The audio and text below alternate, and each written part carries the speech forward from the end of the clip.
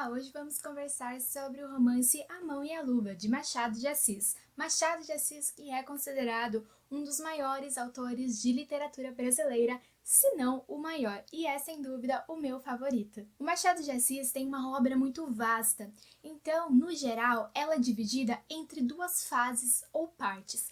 A primeira seria a fase romântica ou de amadurecimento e a segunda a fase realista, também conhecida como fase de maturidade. Mas, particularmente falando, eu gosto mais da opinião do José Veríssimo e do Gustavo Bernardo, dois teóricos estudiosos que dizem o seguinte: Machado de Assis é um escritor sem ismos e sem istas. Ou seja, é um escritor que não se prende ali no romantismo, por isso ismo ou naturalismo, e nem nessa fase realista, por isso sem ista. Resumindo, é um escritor multifacetado que não pode ser classificado 100% como pertencente apenas a uma escola, a uma fase ou a um movimento literário. Em todos os seus livros, nós vamos ver características que vão além de apenas um movimento. Contudo, como nós sabemos, nós brasileiros, por algum motivo ou outro, nós temos essa nossa necessidade de classificar as coisas. Mas, até mesmo creio eu que, devido aos estudos, visto que Machado é um autor muito estudado nas escolas, sobretudo, essa classificação é interessante para fins didáticos e pedagógicos. Imagina você chegar para um adolescente falando: olha, Machado de Assis é isso, mas também é aquilo. Vai ficar um pouco confuso. Então, nós podemos pensar que os seus primeiros livros tinham, em sua maioria, características do romantismo e não exclusivamente. E, da mesma forma, seus livros da segunda fase tinham mais características do realismo do que de outra coisa. Então, essa primeira fase do Machado, considerada sua fase romântica, ela se inicia com a publicação do seu primeiro romance, o Ressurreição. Antes dele, o Machado já havia publicado também um livro de poesias, mas aqui nós pensamos sobretudo no romance. Então, seu primeiro romance é de 1872 e depois ele publica A Mão e a Luva, esse romance aqui que conversaremos sobre ele hoje, no ano de 1874.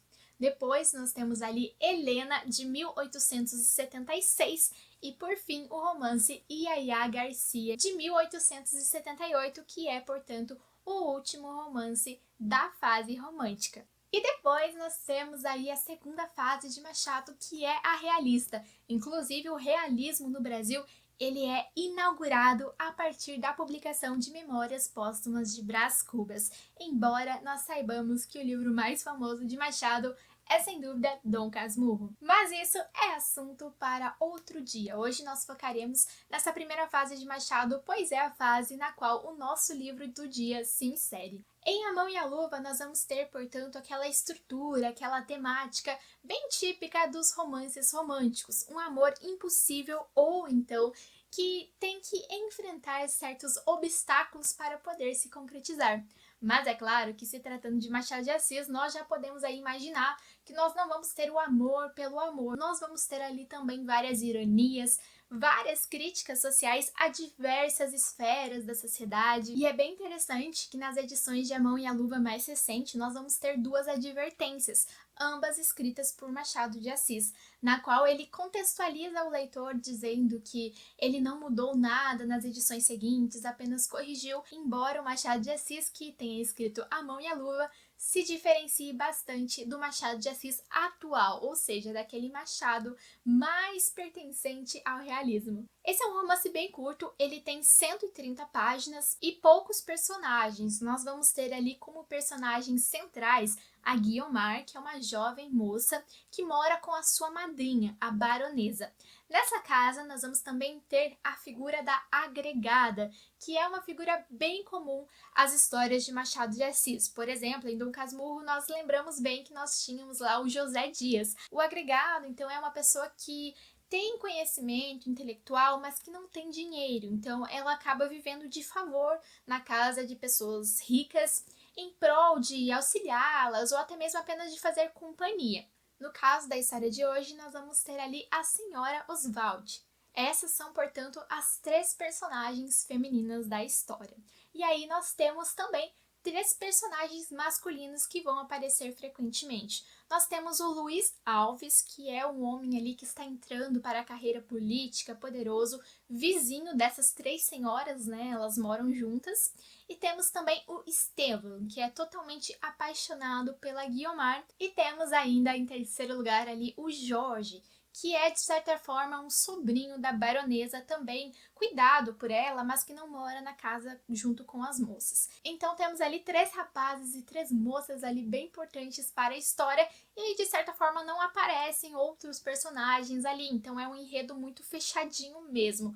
O que é interessante porque nós podemos ali nos aprofundar mais nesses personagens presentes. O Machado de Assis era um grande intelectual, então nós vamos ler nesse livro várias referências. Por exemplo, esse amor que o Estevam ele nutre pela Guiomar e que não é correspondido no início da história, tudo isso sem spoiler, é dentro da própria história ali por meio de certa metaficção, mas sobretudo intertextualidade, comparado a esse amor que era nutrido pelo jovem Werther. Então há uma referência ali ao Goethe da literatura alemã com esse seu livro que causou uma onda de comoção na sociedade.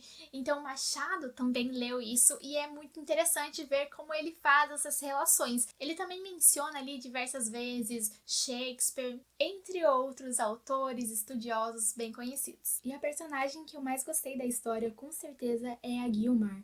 Ela representa aquela personagem feminina que detém a força, tem certa ambição, que consegue ali trilhar o seu próprio caminho. Então, nisso, Machado de Assis ele também nadava contra a corrente, porque naquela época as mulheres eram vistas ali como submissas. Então, nós temos também a figura da baronesa, que é outra figura considerada forte, porque ela que detém o dinheiro, então ela que consegue organizar as coisas, proporcionar uma vida para a Guiomar, uma vida para a senhora Oswald e também para o seu sobrinho, o Jorge. E por outro lado, os personagens masculinos, eles são bem multifacetados. Então nós temos esse Estevam, que é apaixonado pela Guiomar e que ele é uma pessoa extremamente fraca, porque logo no primeiro não que ela dá a ele se desmorona. Depois nós temos também ali o Jorge, que é esse sobrinho que ele não é nem tão fraco, mas também não é tão forte. Ele é meio em cima do muro, ele não faz nada por si só, ele faz apenas aquilo que a sociedade espera que ele faça, ele age da forma que se espera que ele haja. E por outro lado, nós temos o Luiz Alves, que é esse personagem forte, esse personagem que vai atrás dos seus sonhos, dos seus objetivos, ele está ali desde o início da história tentando ingressar numa carreira política. E esses três personagens vão, de uma forma ou de outra, se interessar pela Guiomar. Então o romance vai girar em torno dessa escolha que ela fará. E também é interessante que ele questiona essa noção de ter que fazer uma escolha. Por que a mulher tinha que se casar? Então a Guiomar vai questionar isso em diversas partes da história. Ela vai questionar essa questão de que se espera que ela diga sim, mesmo que não seja assim para um, que seja assim para o outro. Então por que ela não pode simplesmente se calar ou dizer não? Então é claro que aqui nós vamos ter aquele típico narrador machadiano, que é um narrador intruso que vai interagindo, conversando com o leitor. Esse narrador é muito irônico, é um narrador debochado, que vai fazer piadas sobre a história, mas eu acredito que talvez uma das coisas que mais chamou a minha atenção aqui nessa história foi a questão desses agregados, né? Esses parasitas sociais que nós vemos ali nos romances de Machado e que o José Dias ele acaba se destacando mais porque Dom Casmurro é de fato mais famoso. Mas eu achei essa senhora Oswald de tamanha petulância que se compara ali ao José Dias. É possível colocá-los ali no mesmo patamar. Então nós vemos que sorrateiramente ela vai tentando manipular os personagens, tentando manipular os seus destinos para que eles ajam de maneira que venha a beneficiá-la de uma forma ou de outra. E esse também foi um livro que trouxe aí várias passagens bem interessantes, várias reflexões,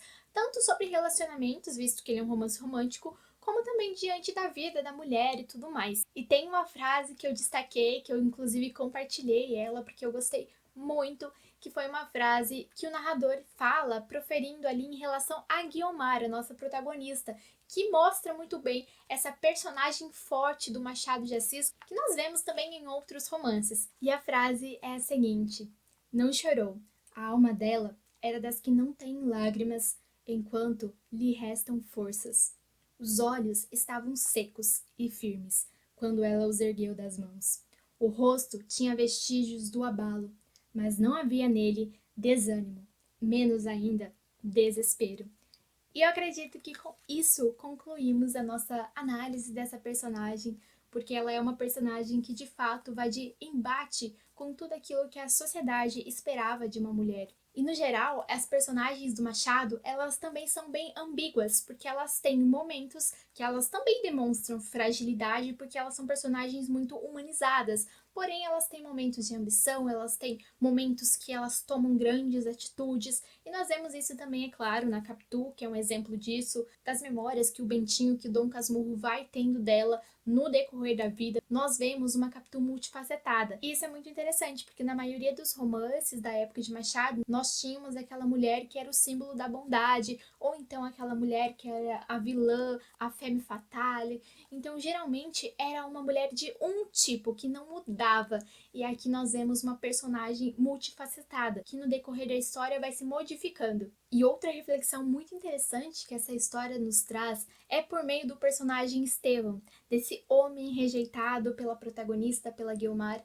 Então nós vemos que em alguns momentos que ele está ali com uma extrema tristeza, ele culpa ela por essa tristeza, como se ela não querer ficar com ele fosse uma ofensa que ela fizesse a ele, como se ela devesse algo a ele. Então nós também temos um olhar ali não machista do Machado de Assis, mas um olhar machista da sociedade que o Machado de Assis critica por meio da sua escrita.